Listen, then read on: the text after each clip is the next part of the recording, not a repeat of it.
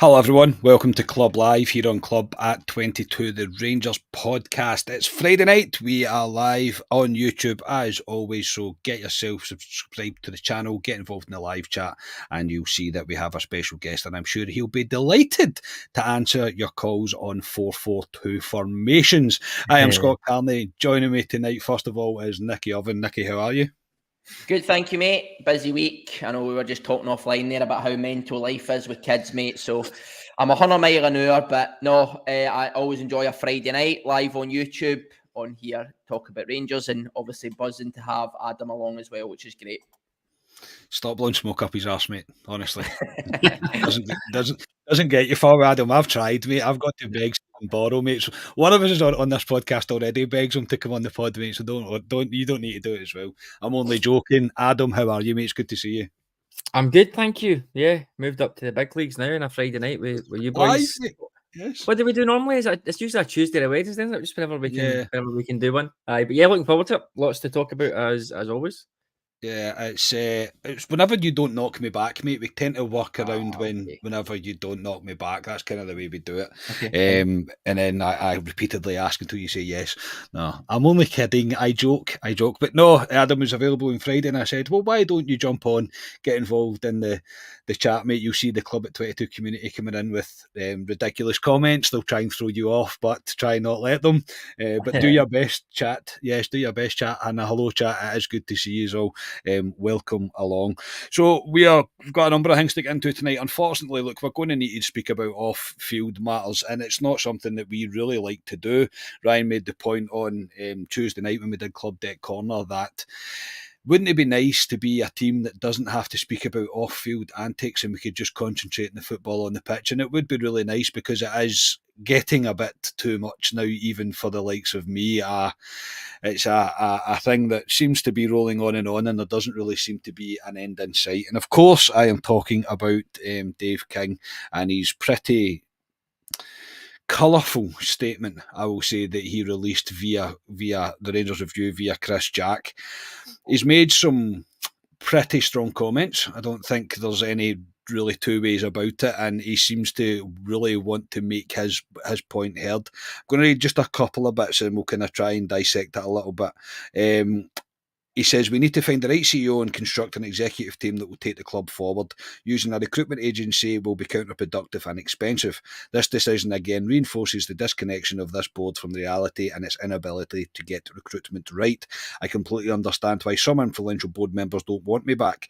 They know from past experience I would not tolerate board members who are only in it for the jacket and tie and don't actually want any real work. If the board can, for once, set aside self-interest and put supporters first, then I offer a challenge. The challenge was to hold an EGM and to put themselves up for re-election. He, of course, would put himself forward for election, and he would say that none of them would be able to vote, and it would all be down to the fans. Adam, I'll come to you first, since you are our guest. What's your take on Dave King?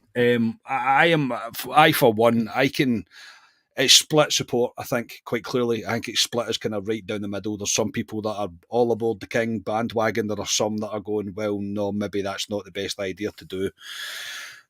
Some of the points that he makes, I completely agree with. I don't agree with it wasn't me, it was him kind of tactics that he seems to be playing just now, which is quite frustrating, and it's now all getting played out in public. What's your take? Is Dave King the right guy to come back in? Does this approach that he's taking have any merit in working for him? So I'm probably the same as you. I agree with some of the things that he said, 100%. I do think all of this media stuff is just bluster. Because if he was serious about, or not, if it was a serious proposition and the board were going to accept it, all this stuff would have been done in the background, and Dave King would have been the chairman when John Bennett stepped down. The fact that he's obviously been denied in private has meant he's going to go public. I'm sure people will correct me if I'm wrong, but I think Dave King can call an EGM anyway because he's got more than 10% of the shares. So I might call an EGM, or I think we should call an EGM. Is kind of like, well, just do it then. If you really want to, then just do it and see what happens. So I might be wrong. There might be a special Rangers clause that you need more than 15% or whatever it is, but I think usually it's 10%. So yeah, there's a lot of it that's just words. However, I think he's spot on with his time frame, what he talks about from the last 2 years, and I take it from summer 2022 when we sold Patterson, Bassey, Aribo. We got into the Champions League. A few days before the end of the window, we got into the Champions League. We signed rubbish players at that point, or players that maybe we like the look of, but just never worked for whatever reason. Some players get injured. We dawdled and never got players in until the end of July. They hadn't had a pre-season. They weren't fit enough. They got injured. All that sort of stuff. From that point on, we've not spent that much less than Celtic in the transfer market from summer 2022 onwards. I think I did some back of the fag packet maths the other night there, and they're at about 60, 65 million, and we're about 55 million spent in from summer 2022 onwards. So Rangers' problem, and I've been saying this for a while, Rangers' problem is not that we don't make enough money. Rangers' problem is that we waste so much money on players that aren't capable. There's no plan, there's no structure. We bring in managers and give them the keys to the kingdom. We let positions go, such as a sporting director, and then just try something different. We let a CEO go, and then we'll just not bother bringing one in. Head of academy, and we'll not bring one in. There's no structure and there's no plan there. So I completely understand his viewpoint on that. There has been monumental amounts of money wasted. On the whole, it wasn't me type thing. Yeah, I kind of see what you mean on it. But then he left March 2020 when you could argue that financial issues were going to be coming through COVID and all that sort of stuff, and we looked miles away from a title at that point. So the investment had been front loaded at that point, and I think pretty much from then on, we did start to sort of put the brakes on it. We never spent huge amounts outside of maybe Hadji and Roof in summer 2020, and then not a huge amount in the next few transfer windows, obviously. So I think the brakes had to come on if we weren't going to sell players, which again is an issue that we've had, that we wanted the manager didn't want to sell players and Steven Gerrard, so we never sold any. We didn't then have funds to keep going. So I think there's a lot of issues there, but I just keep coming back to, I don't really mind who it is at all. I don't mind who's there, but they need to bring in experienced football executives. A CEO who has been a CEO at another club. We pay huge amounts of wages. We can go out and get a CEO in a comparable league to our own. CEO, sporting director, all those roles that we need to fill from Denmark, Austria, probably most of Holland. We've seen with the Sam Lammer stuff in the summer, we can blow them out the wages on players. Everyone in that league pretty much except the top 2 or 3. So we can do the same on the sporting director side. It's not a case of we can't attract people here. We pay the wages for it. It's just a case of we don't know what we're asking. We don't know the right questions. And I think when you see the fact that somebody leaves and then they're not replaced, or somebody comes in and they're basically asked to define the job on their own, that sort of speaks to me that there's a vacuum there, that nobody is quite sure what they want to do. So in that respect, I think a recruitment company coming in and telling you what you need to do is absolutely fine. If anyone else on the board wants to step up and be the man who hires those people as well, then fair enough. But we badly need that senior executive football side of it. So there's a few things there I've probably rambled on a little bit more, but I do agree with some of it. I do agree with a huge amount of waste. I do agree with a lack of a plan. Whether he's the right man to do it or not, I'm really not sure. I think there's an element of Dave King playing to the gallery. He wants to big himself up as much as he can, get as many of the fans on side as he can before he puts himself forward or tries to push whatever issue that he's trying to push through. I agree with what you said. I don't really think it is about the amount of money that Rangers make. Rangers are a lucrative club. The way that we can sell out season tickets, the merchandising deals that we do, the big sponsorship that's just been announced, it's the best that the one there's ever been. So there's no danger in Rangers being able to make money. But Nicky, Adam's spot on. It's about how we waste the money. We literally, want for a better phrase, piss it up against the wall because we don't have the experience there. We don't have the guys there to look at that and go, right, let's think of a structure with this X amount that we're getting from the Europa League, for example, or this sponsorship, or whatever it may be. Let's structure it in a way that's going to work instead of waiting until the very last minute and then going, okay, we'll just buy Sam Lammers. And I'm not a dig at Sam Lammers, but you know what I mean? It was just a case of, oh, he looks okay, we'll just sign him. There needs to be better structure. What's your take on Nicky? What's your take on King's statement and his £50 million thing that he put out there that's too vague for my liking, because just saying 50 million doesn't really mean anything. It's just like, oh, Rangers need 50 million. Do we? Yeah, we always need money. Like, it's always going to be the case. Every football club's the same. So I didn't like that statement. There's a lot of it that I think it's just there for propaganda reasons. But what did you take of the more colourful statement now anyway? I think firstly your point, Scott, on we don't have plans in place, right? I think we were all delighted to get, was it 2 bodies in the end, very late at night at the end of that transfer window, but scraping about the barrel, getting guys in at the very last minute does not scream to me a club that knows what it's doing. I've said that for a few weeks now. Obviously on Tuesday, I kind of made my thoughts known on the Dave King situ. I'm for Dave King at the minute. The reason I say that is I do agree that a lot of the things that he's saying. I also don't see a lot of other options knocking down the doors at the minute. One of the things I did say, Scott, and I agree with you and Adam, is we the last thing we need is this to turn into a circus, because we are perfectly capable of doing that without Dave King. And it is turning into that a wee bit. I mean, Chris Jack, I said the other night, I felt a bit bad for him, right? Because he only seems to be breaking bad news at the minute, and the amount of abuse that poor guy gets on Twitter. But he'll be loving it, right? Because this is a nice, juicy piece that's generated a good bit of debate. But listen, I agree with you, Scott and Adam. I'm not liking the kind of pointing the finger piece.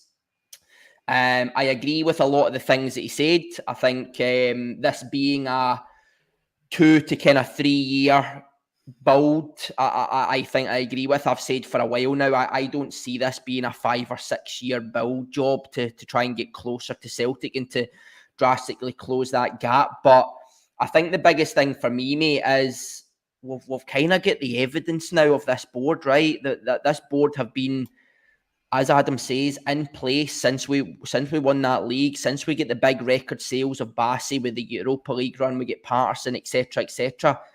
There's not a lot of evidence at the minute that they're successful in what they're doing.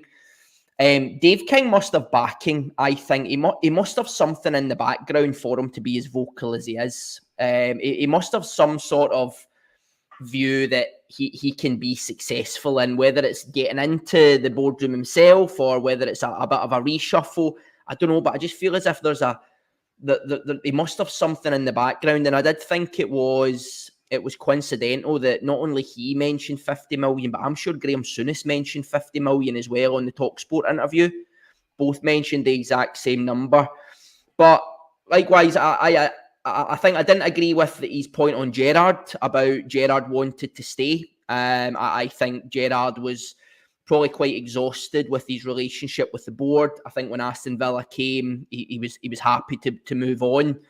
Dave King, I felt in his statement, made it sound a wee bit like Aston Villa came calling, Gerrard wanted to stay, and we kind of pushed him. I don't think that's how it played out. But I also agree with him that there is investment fatigue there. We do need to bring in these kind of fresh ideas of how we get more money into the club. But Adam's absolutely spot on, right? This CEO and some of the other really important positions that we have within this club, these positions, these guys are demanding 300, 400, 500 grand a year salary.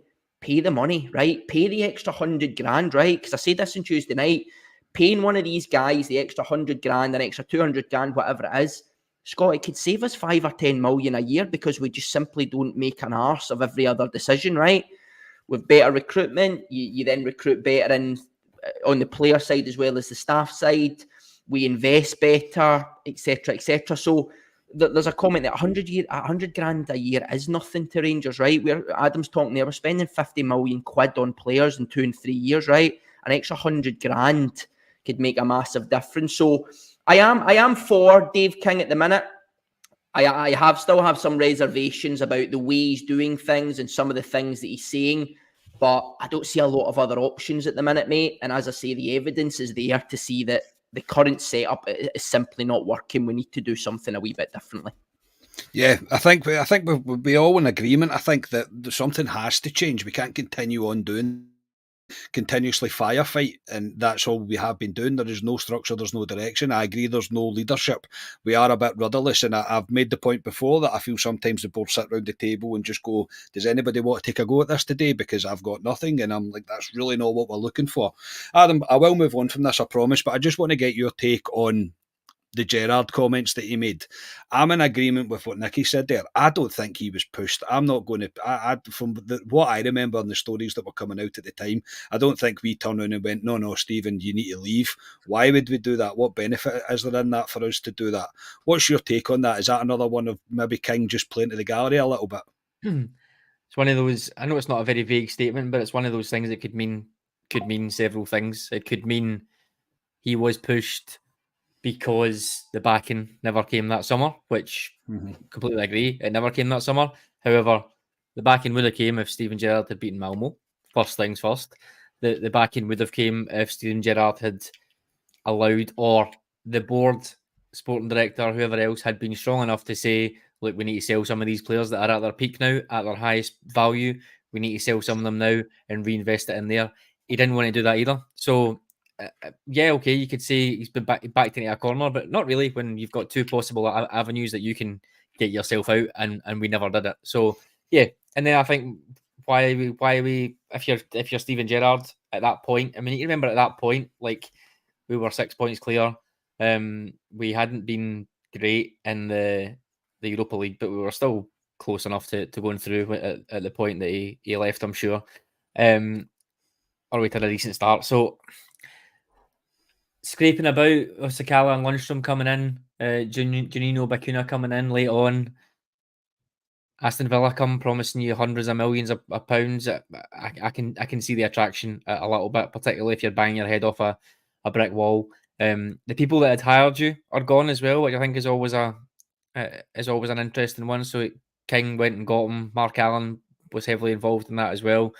Yeah, so I think it's one of those ones that's a bit of mischief making. I don't believe he was pushed out the door in any way, but I think just a set of circumstances which Gerrard himself was responsible for some, the board responsible for some, COVID responsible for some, front loading investment for a couple of years responsible for some, just about a perfect storm there. And it's funny looking back because you think just that summer if somebody said, look, let's sell Ryan Kent, let's sell Morelos for the money that was being rumoured to be offered even 6 months before. Champions League wouldn't have mattered. Like, not getting into the Champions League wouldn't really have made much difference. He'd have got 10, 12 million pound that summer probably to spend, and who knows, it's a proper sliding doors moment. I understood it at the time because the board said, look, there's no money, COVID, we need to pay this money back, that we front loaded it. I kind of get that. But for me, the big issue was then the summer later when we got into the Champions League, we sold all those players, and we spent really, really poorly. So yeah, I can see potentially what could be construed by that, but I'm not too convinced of it either. Yeah, it's just one of those ones. And look, I love Steven Gerrard. I still do love Steven Gerrard. I love Steven Gerrard before he even came to Rangers.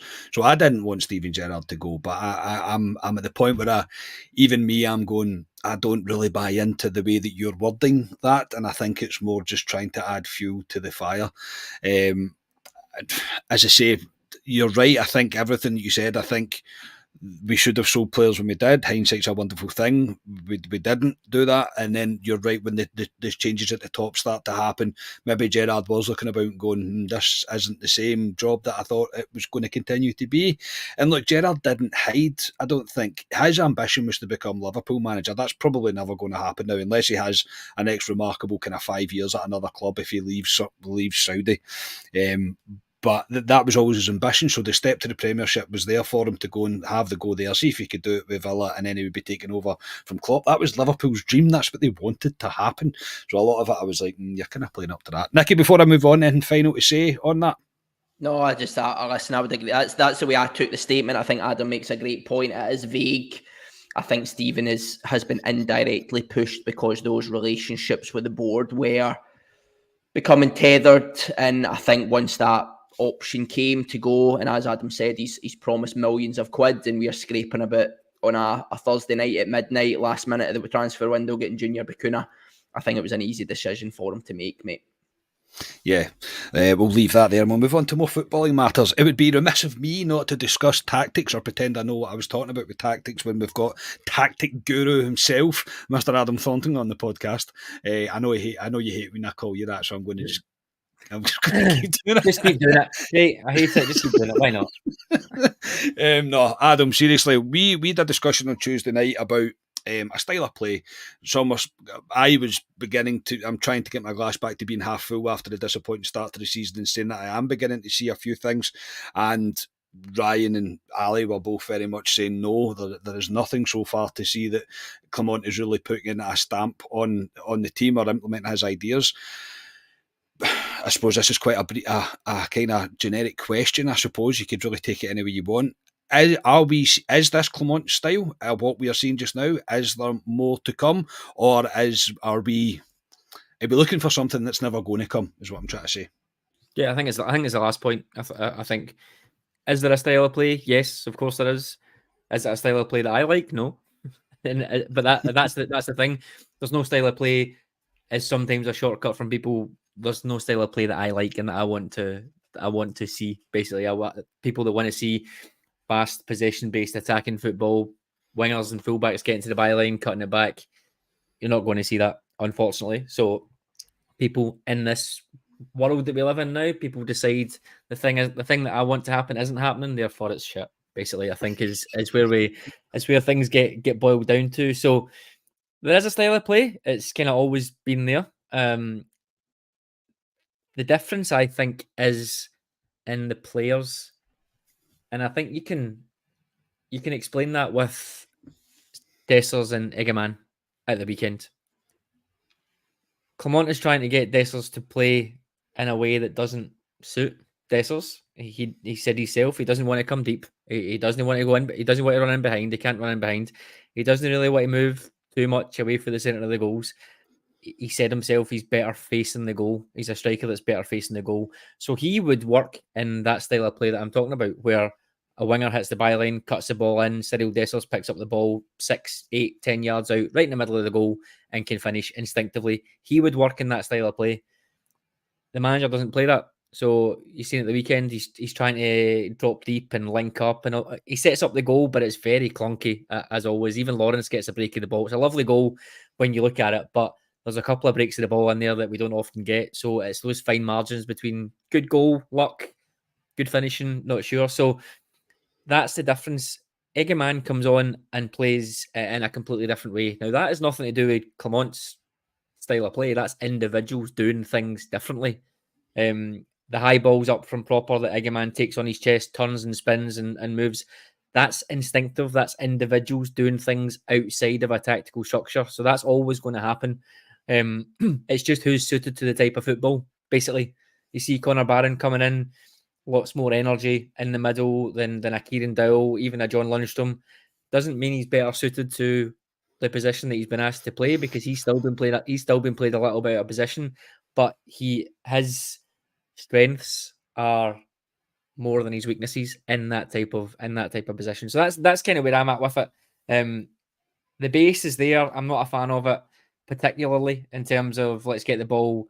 I'm a fan of getting the ball forward quickly, 100%. But the continual long balls or the being crowded out in the middle and having to go wide and having to go long is not for me. I don't like that. I'd prefer us to play with bravery, pass through the lines, play three in the middle that can all take the ball, turn and spin and play. That's how I would like us to play football. It's not how we're going to play football, and I kind of made my peace with that March, April time when people are saying, "Oh, get to the window and we'll see." Better players can come in, and I think some players have come in that are better suited. Cortez, for example, on one side, Cherny on the other side. Hopefully, Egeman, Barron, Diamande are coming in, and things are starting to progress a little bit more. But for me, we're still playing the same style underneath. It's just that those players are able to do it a little bit better. I think in some respects. In other respects, it is still really, really, really inconsistent. Yeah, I think after the game at the weekend, the one kind of big change, not big change, but something that I noticed that we were doing more of was taking shot kicks really deep, and by that I mean Shooter was taking it almost on the byline, and we're trying to pull Dundee United onto as much as we possibly could. But even at that, there was only maybe once or twice where it actually worked, and I was like, that's maybe not the best thing to do. Nicky, I know you're a bit like me. It gives you a bit of heart palpitations to watch something like that. It's a hell of a risky thing to do, and in Europe, it's something that might work, it might not work. But I would, before this week when I was thinking about Adam coming on, and after Club Deck Corner on Tuesday, I did think to myself, maybe I am looking for something that's never going to appear, and that's what we're going to need to come to terms with. We're constantly saying, oh, we're kind of fumbling through games, or you hear people saying we're kind of fumbling through games just to get over the line. This might be it.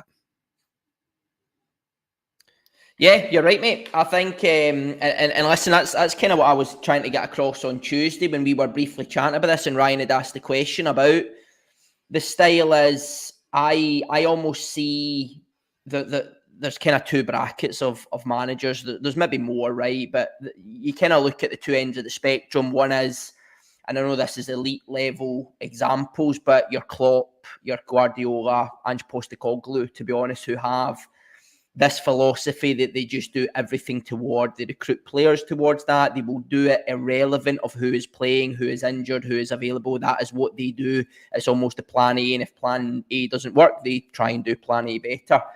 On the flip side, you then have, again, big examples, right? But guys like Sir Alex Ferguson, Walter Smith, who we obviously know very well, who are, to Adam's point, I don't think they have philosophies. Of course, they will have ways to play, but they will have groups of players who will simply run through walls for them. They have this kind of, the story that Clement talks about and bringing everybody together. I think Clement is more in that mold, and I agree. I think a lot of the problems that we are, I say problems is probably a strong word, but I think the lack of this style has probably largely been down to the personnel.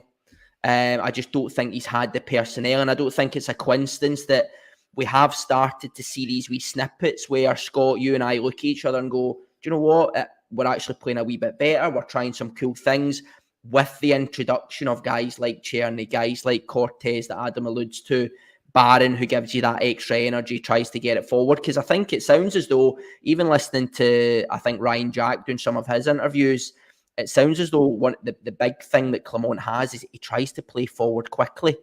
And that's maybe why we're seeing those kind of short passes in our half, very deep in our half. They're trying to break that. They're trying to give themselves space that they can then break into. But personnel, we've maybe just not had that last season. You're asking guys like Tom Lawrence and Cyril Dessers to break 15, 60 yards up the park fast. They simply can't do it. As I say, Cortez would give you more. Czerny would be able to give you aspects of that. It looks as though Igaman has that mobility that he would be able to do, as well as that hold-up play and bringing others into play so we can go beyond, etc. So I do think a lot of this is simply just down to the personnel, and I am hoping, and I know we'll come on and talk about Dundee. Dundee's a perfect example, mate. Get some of these boys in, get the fresh faces in, get them together. It's Ibrox, it's a cup game, it's Dundee. With all respect to Dundee, we should go out and batter them. So get these boys on and let's see what they can do, and let's see if the change in personnel can see an improvement in certainly the aspects of that style of play that you and I are looking for. Yes,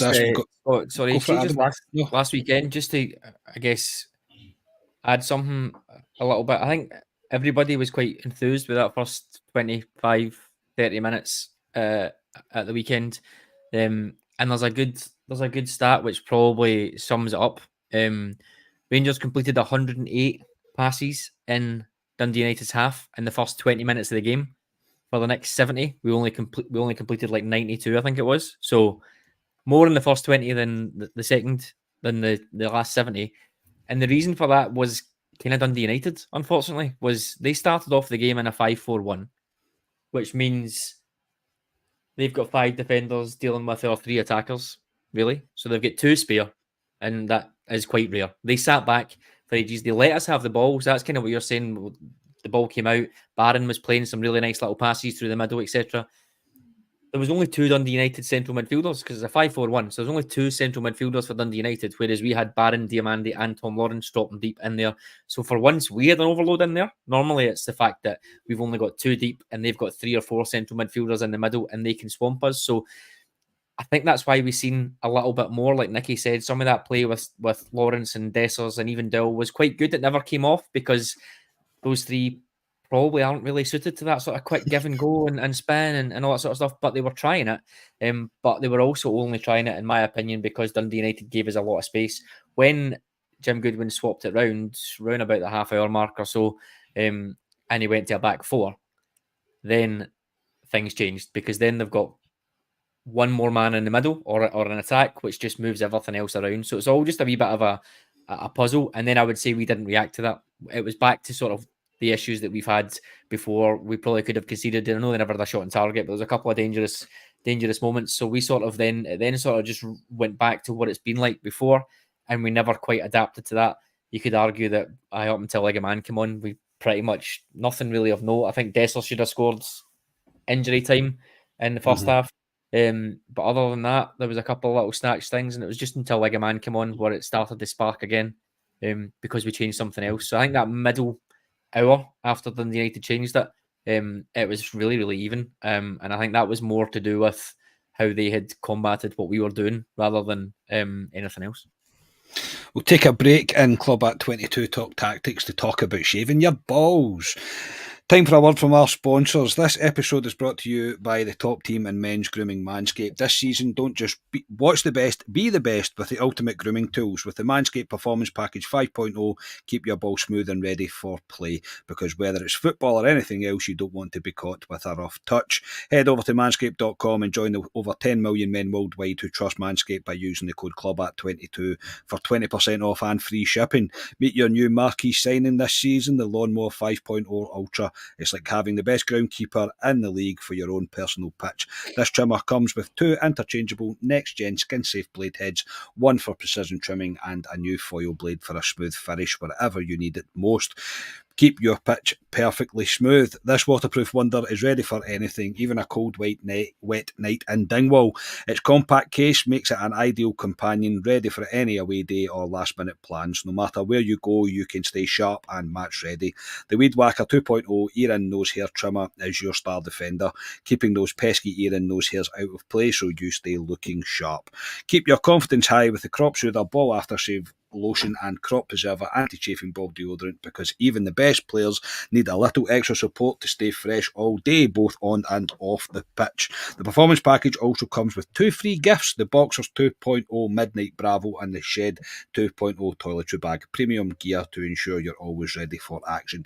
Get 20% off and free shipping with the code CLUBAT22 at manscaped.com. That's 20% off and free shipping with the code CLUBAT22 at manscaped.com, and your balls will thank you for it. Thank you to Manscaped for the continued support of this podcast. Their stuff is genuinely superb, absolutely brilliant. So, and if you use our code, you're supporting our podcast. So thank you to everybody that has and is planning to do so going forward. Back to tactics. Adam, sorry, Nicky, I'm just going to come back to Adam. We on the left-hand side, in that first 20-25 minutes, we actually showed pretty good link-up play between Jeff Day and Cortez. I thought the link-up play was very nice. At one point, we broke quite quickly at the start of the second half as well. We moved the ball quickly. It worked. It was just the wrong pass at the last minute, and before it led to a chance.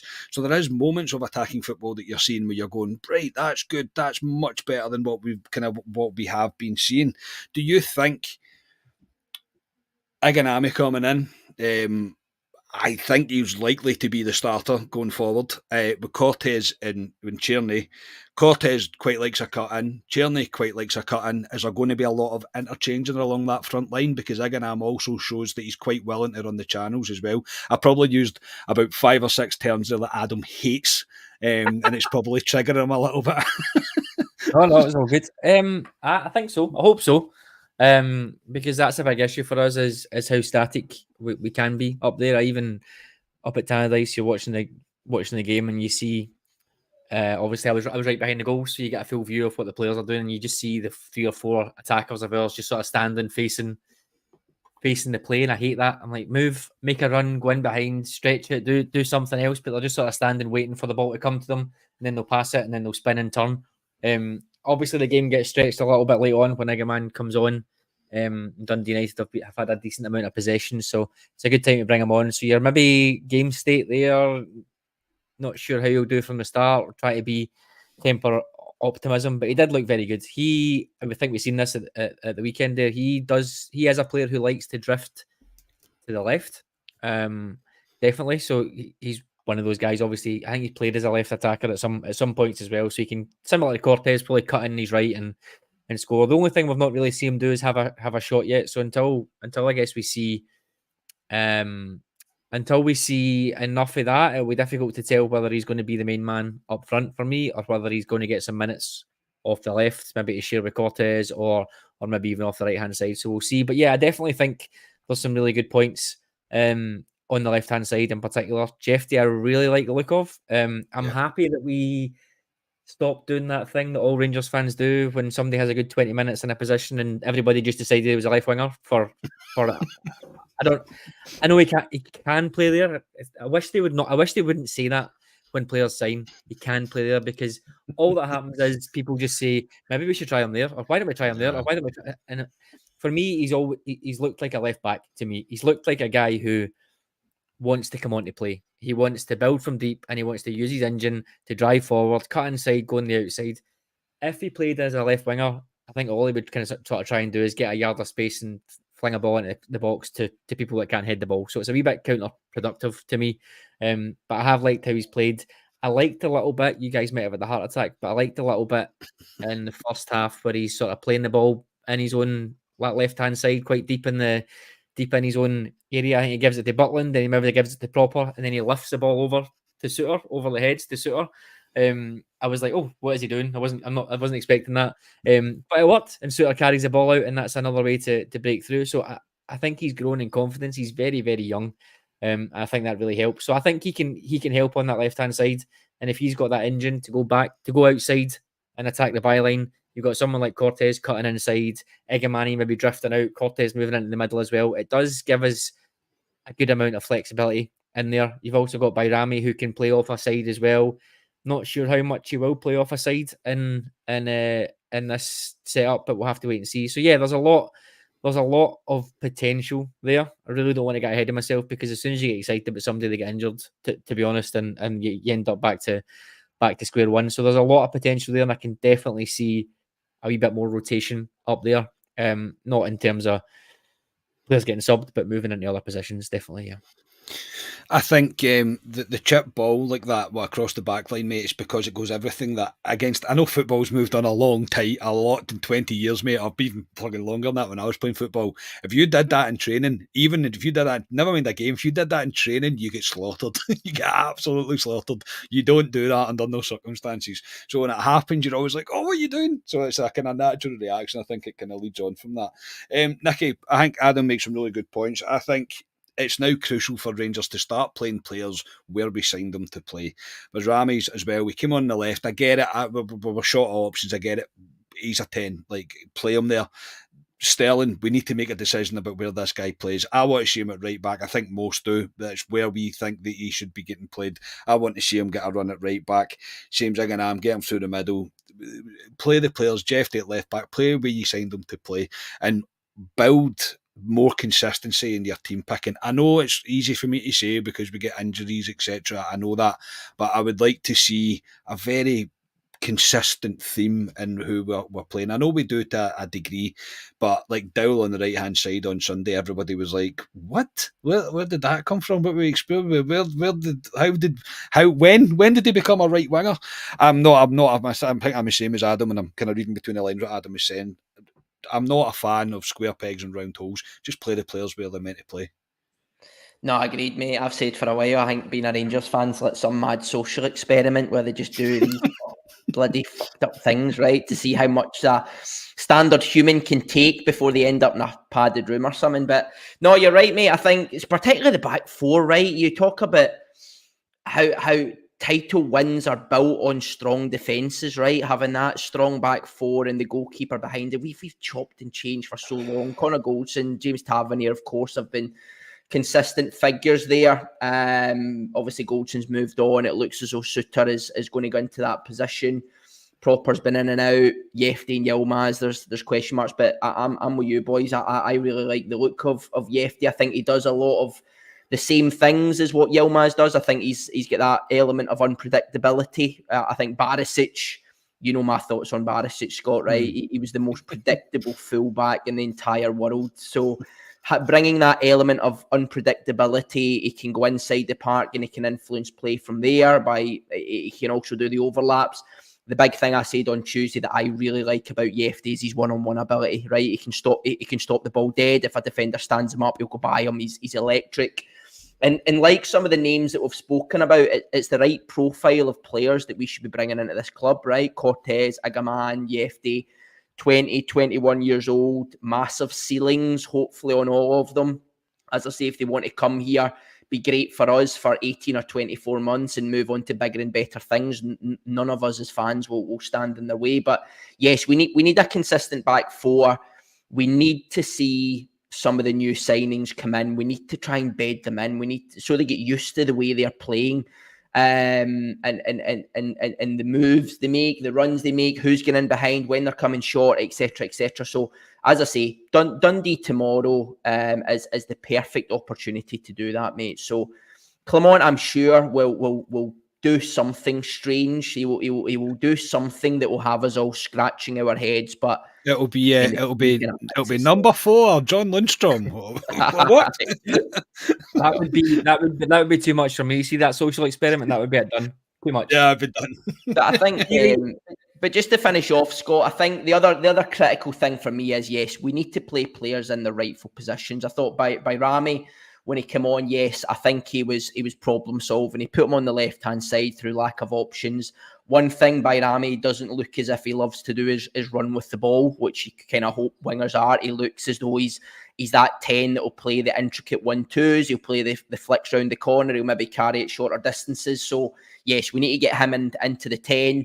Sterling, mate, I don't know. I'm really not sure. I've said for a long time I'd like to see him at right back. I don't know what you guys think, but I just don't think he's fancied at right back. I think if he was fancied at right back, we would have seen more of him. There's been a lot of opportunities to pull Tav out, not necessarily because of his performances, but Tav has got so many miles in his legs. He plays 50 or 60 games every single season. There's so many opportunities where we could have pulled him out to give him a bit of a breather to get Sterling in, and we just haven't done it. So I am reluctant to think that we see Sterling as a long-term right-back replacement. I think he's been built into a mould of doing that kind of utility in the middle of the park, mate. And is he good enough to do that longer-term for Rangers? I'm not really sure. Adam, what's your thoughts? I'll but of course it's a time as well, but the Sterling thing, he's not a right winger. I don't want to see him at right wing. I'm not 100% sure he's a 6 either, to be completely honest. But we are at the point now where the lad needs, I think, a settled position. And I'm not just bringing it up because I know we've had discussions about Tavernier before, mate. Like I'm not meaning it like that. But is it time for him to settle at right back? Did you see that as the future for him at right back, or is Clement just destined to mould him into a utility player, that mould him into a 6 that's probably not really him? Because we were doing the same thing with King apparently as well. He's been kind of tried in the kind of in the midfield for the B team. What's your thoughts on Sterling's future? So yeah, I think, and I know people hate this, but I don't think he's got enough going forwards to be a right back in a team like ours. I don't mean that in a Rangers way. I just mean a team that's got so much of the ball where their fullbacks need to get up and down the pitch. I think he can do that, but I think he's not going to be that guy that gets to the byline and puts a cross in, all that sort of stuff. He's very much more of a defensive fullback. For me, I think his best position would be right side of a 3-man defence, where he can showcase his ability, like his running power. His ability in the air, he can bring the ball forward. He's decent enough on the ball. Certainly, as far as a centre half would be, he's decent enough on the ball. But I can agree with you with the sort of midfield aspect of it as well. If he's just sort of sitting there patrolling, winning the ball back and giving it to others, then great. But then it becomes that balance piece, because who do you pair him with in there? Is it Sterling, Diomande, and Bayrami? Does that really work as a 3 in there, with Sterling as a 6, Diomande as the 8, and Bayrami as the 10? We don't know. We'll have to wait and see. Does Sterling, Baron, Diomande really give you enough of a thrust? Unless you unleash Diomande and you say, right, just go and play 15, 20 yards further up like you did in Denmark, and we see what happens. It's all hypotheticals, so I can see the benefit of having him there. I don't think, for me, if you hand on heart, do you want Dujon Sterling to be your number 6 for every single game? Probably not, because I think, and this is again an issue that we've seen at the weekend, having a number 6 in there who can bring the ball in under pressure, turn, carry it, play passes, get the ball moving for attacks, etc., is what I want to see in there. But he's not that guy. He's not going to be that guy. It's unfair to judge him on that. So yeah, it's all a little bit hypothetical. I hope at the weekend we see Tavernier being rested, because, like you said, we can't keep making the same mistakes over and over again in terms of overworking players. I know it's a quarter final. I know all of that sort of stuff, but I think we hope to see that, and I think we'll see a wee bit of a tell there if Nana comes on. And I think Nana was coming off the bench at Tannadice. He was certainly up and stripped, and I think it was for Tavernier. I don't know what happened, that he never came off. But if he starts the game at right back, I think that will tell us everything that we need to know about where we think Sterling is. But I would like to. I've not been a big fan of a back 3 at all for Rangers, but I wouldn't mind seeing something like that, to be honest, with Sterling, because to Nicky's point earlier on, we don't have many players that dominate their man 1v1. Jeffy looks like he can do it 100%. Barron can do it as well to an extent. Egeman, again, early days, looks like he might be able to do it. Out of the rest of the defenders, really, Sterling is probably the only one I think that you could be comfortable that more often than not he's going to dominate his man physically. So having him in there as a centre half could be quite interesting. It would then negate the issues that we've got getting caught in transitions. You probably wouldn't really lose too many attackers, because instead of Barron coming between the centre halves to pick the ball up, you've got 3 centre halves there anyway. Yeah. Means the midfield can play higher. So I'm not a massive fan of it, and I don't think it would work for every single permutation. But I would like to see it at times, and I think Sterling could be perfect for it. But that would be yet another new position for him. So long story short, I'd be very surprised, to be honest, if he plays it right back. I think he would do a perfectly good job, but we would need to compensate. You'd need to have other players picking up the slack on that right hand side in terms of attacking and all that sort of stuff. That I just don't think it's his game. So it's one of those. It feels weird saying it about somebody who is a right back, but in our situation, it would probably still be a wee bit of a square peg in a round hole, if that makes sense, just because of how different he is to what's there before. The one final thing on Dow, I think in a weird way that probably shows a little bit of a style of play thing, and I'll explain myself, because I don't think that probably doesn't make sense. But for that right wing position, he obviously wants a left footer, ideally, as a right winger to come in and link play. So Czerny is what he wants in there, coming in on the left to pass, to shoot, whatever. Ross McCausland, albeit right-footed, cuts inside all the time. That Dynamo Kiev hitting the post, cuts inside all the time. So he's kind of doing the same things. So I don't know if he's just looked at it and went, that's what I want my right winger to do here, and he's the best guy for the job, which I kind of agree with in principle. I don't agree with it in this specific scenario, but I agree. If you've got a principle and this is how you want that role to be, then you put the player in there that fits it close enough, albeit they might not be the best level. So I kind of agree with it, but I couldn't say I want to see it too much more going forward, if that makes any sense. Oh, absolutely. As soon as we done the post match after the game, I was just like, okay, Mr. Clement, you played down at right wing. We've seen it now. We don't need to see it again. Thanks very much. We'll just pretend that didn't happen, and we'll just move on, shall we? It's just I get, because he very much wants his wingers to be coming in the way. He doesn't want them to be getting to the byline, as you mentioned earlier on. So you can, I suppose you're right, actually, that you can maybe see why he's played Dow, but when I seen it, I was like, what? What? Yeah. Oh, Dow? Right, okay, here we go, something else. And look, it's if Clement's anything, he's brave, right? Because if Sunday goes tits up, right, and it doesn't work, yeah, that's a big, massive bat to be beat over the head with for your team selection. So he's brave, if nothing else. You've got to give him that. So return to Ibrox tomorrow. Yes, it's finally happening. We are getting back to Ibrox, and I'm still like 50-50 whether I can make it or not. But I need to wait and see tomorrow. 5:30 kickoffs. Please put them in the bin. Thanks very much. 3:00 would just be so much better for everybody, really. So I'm still not sure if I'm making it, but yes, the return of Ibrox. The only stand closed will be the Cloakman View, as obviously the works continue there to get finished up before the full stadium reopens. Nicky, obviously we've touched a little bit on what you expect tomorrow. Are you expecting wholesale changes by Clement tomorrow? Do you think he'll give the new signings that they're kind of start from the beginning of the match, give them minutes from the minute the start of the match? What's your expectations for tomorrow? I think a bit of both. I think we will see changes. I think we will see some of the new boys come in.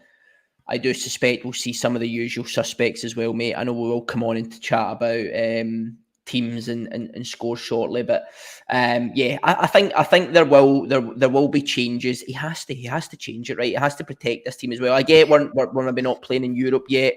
In previous years, we would have maybe played 4 qualifiers by this point, and there would maybe be a wee bit more exhaustion in the squad, but. I think he has to get, and Clement's very big on this. He always talks about, and this is one of the big frustrations, right? And maybe this is more for Ryan's Club Daz podcast, but Clement does frustrate me a wee bit in terms of how long it takes him to integrate people into the team. You bring in big signings, you spend big money on them. He doesn't integrate them right. We've heard these stupid comments about doesn't know people's names, he's getting furniture delivered, right? All this silly stuff, right? And it always takes me back, right? It always takes me back to the season with Postecoglou and Gio when they beat us 3-0 in the January fixture. They brought in these boys from Japan, they were thrown straight in the team and they made a massive difference. And I'm like, why the hell are we not doing the same? So he needs to get these guys in. He's got no excuses now. These guys have been in the door for 2-3 weeks now. They've had week between games to get on the training field, to learn people's names, as well as go to IKEA with their missus, mate. So I do expect that we will get some of the new guys in, but I expect to see some of the usual suspects as well. You'll never go over that, won't you? You're never going to go over that. Never. Ever I'm like, mate, we're paying you 15 grand a week. Go to IKEA on Wednesday. Like, come on. You'll never get over that, mate. That's so fair, mate. Well done. Adam, your thoughts on the way Clement tends to bed players in, if you like. I'm not a fan of it either. I know it's a wee bit probably naive of us all to just think, right, get them playing, but they're professional football players. It's not as if they've never seen a football pitch before. They're a football, they're a blue jersey, you're shooting that way. Everybody else in blue is also in your team. Pastor them in that. Do you know what I mean? Go and do your thing.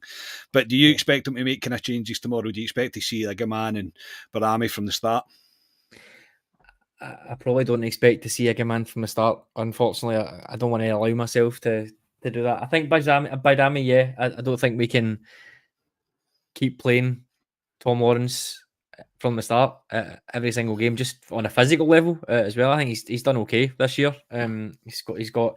I think he's got the same amount of league goals as he got last year, but he got one more goal in Europe already. So what's that? 8 games or something? 9 games. So I don't expect to see him from the start. I think Bayrami will come in. I think that's fair enough. I think Cherny will come back in. If it was just a sort of sickness thing, he'll come in. I would like to see Nana, like I said, definitely coming in. If it's right back, if it's centre half, I don't mind. I would like to see him coming in there. Probably like to see Raskin. To be honest, I know he came on at the weekend and didn't really do huge amounts as well. I wouldn't mind seeing him getting a wee bit of a start.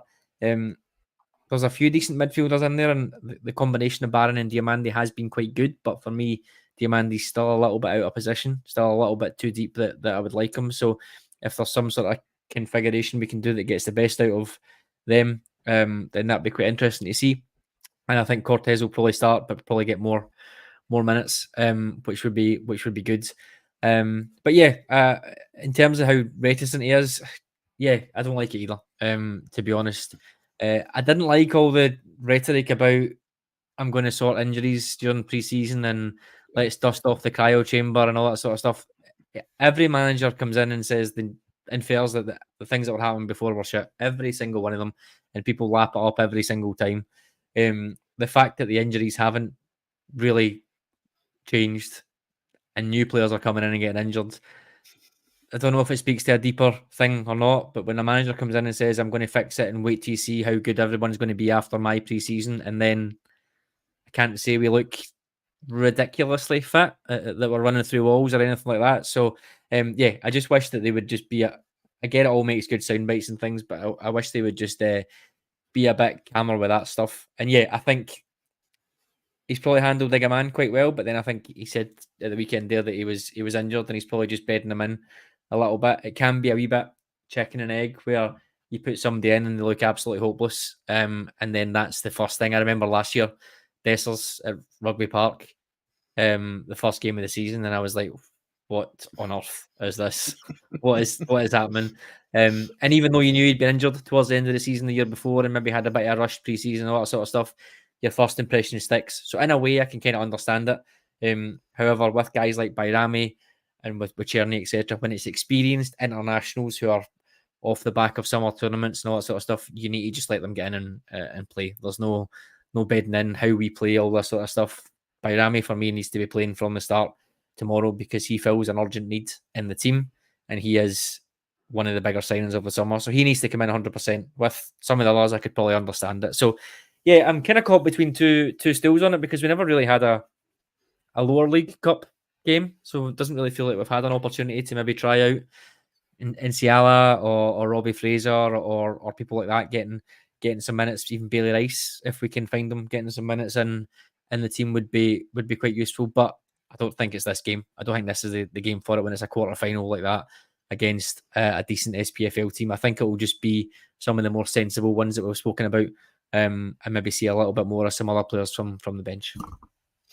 Yeah, definitely. On the injuries, mate, if we stop smashing glass bottles on the pitch before we play or before we train, that would be beneficial. And if the sports therapist would stop, the sports physiotherapist, would stop using a hammer to do work on the legs, then maybe we'd see improvements. But no, you're right. It's not changed at all. It's still very much there. So who knows what that problem is, whether we're just destined to have bad luck injuries forever or not, I don't know. On that, we'll finish up with teams and scores. Adam, do you want to go first or second? Doesn't really matter. I think we're all going to pick remarkably the same team. I think it'll be pretty similar anyway. Well, Adam, what would you like to see tomorrow? Who would you like to see start tomorrow, and what would your score prediction be? So I'd like to see Nana playing. Like I said, if it's whether it's centre half or right back, probably right back to be honest in this game because I think Suter and Proper would be good for them to get another game together. I think they've looked a little bit better. Certainly in that game on Sunday, very much not the Old Firm game, but I think certainly they looked okay, so I wouldn't mind seeing that. Jeff at left back, yeah, like I said, maybe Raskin and Diomande potentially as a two with Bayrami ahead of him. Cherny wide right. I would like to see Igaman from the start. I think the manager said something at the press conference today that kind of made me think maybe he'll just be an off the bench type thing in this game.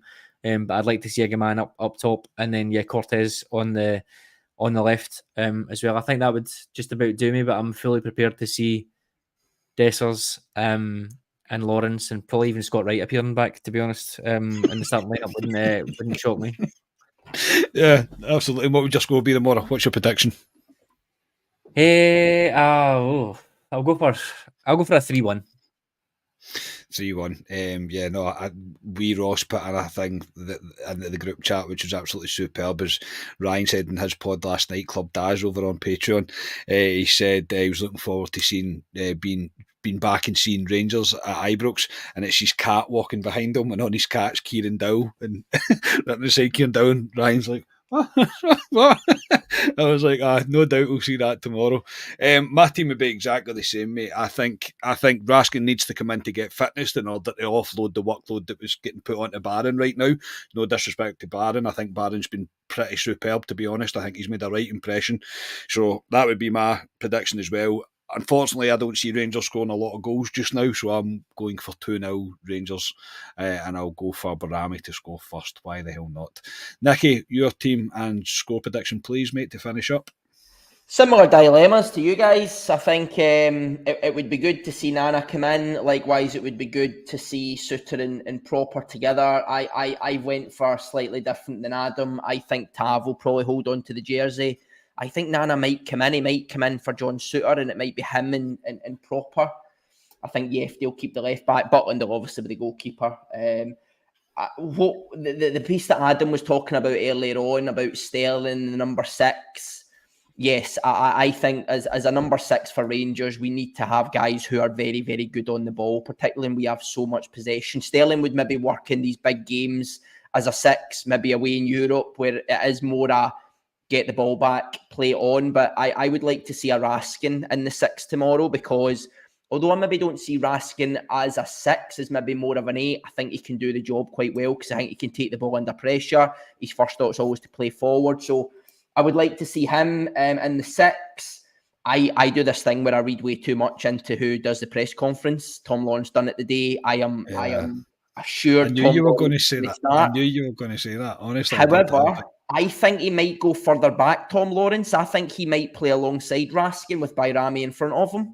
You know how Lawrence sometimes does that kind of deeper role? He done it a few times last season against lesser opposition. I think maybe him. Bayrami's the 10, Cherny in the right, Cortez in the left. I agree with Adam. I think it'll be Dessers, and I think maybe Egerman coming on. But I'm going to go 3-0. I think it'll be a comfortable win for Rangers tomorrow. Any win will do. More than 1-0, 2-0 would be an improvement on last week, I suppose. So you've got to take that, and it's all about small steps. But yeah, hopefully we get a chance to see a few of the new signings, get proper minutes into them, not just wee cameos. It would be nice to be a comfortable 2-0, 3-0 up by the hour mark, and then he can make changes as and when he needs to, and be a game at Ibrox like it should be. That would be very enjoyable. But yes, back at Ibrox tomorrow. That will do us for tonight. Nicky, thanks very much. Thanks for having us, mate. And Adam, thank you very much for answering my begging call, I should say, to come on the podcast. No, mate, generally always a pleasure to have you on. That was good fun. Thank you very much. And we will be back tomorrow with a club reaction by hook or by crook, either by myself or Ali, or maybe Ali on his own. We'll soon find out. Tune in and you'll find out. Thank you for tuning in to us tonight. Enjoy your weekend. Very much hope your team wins, and we'll speak to you next time. We are Club at 22, the Rangers podcast. Cheers, everybody.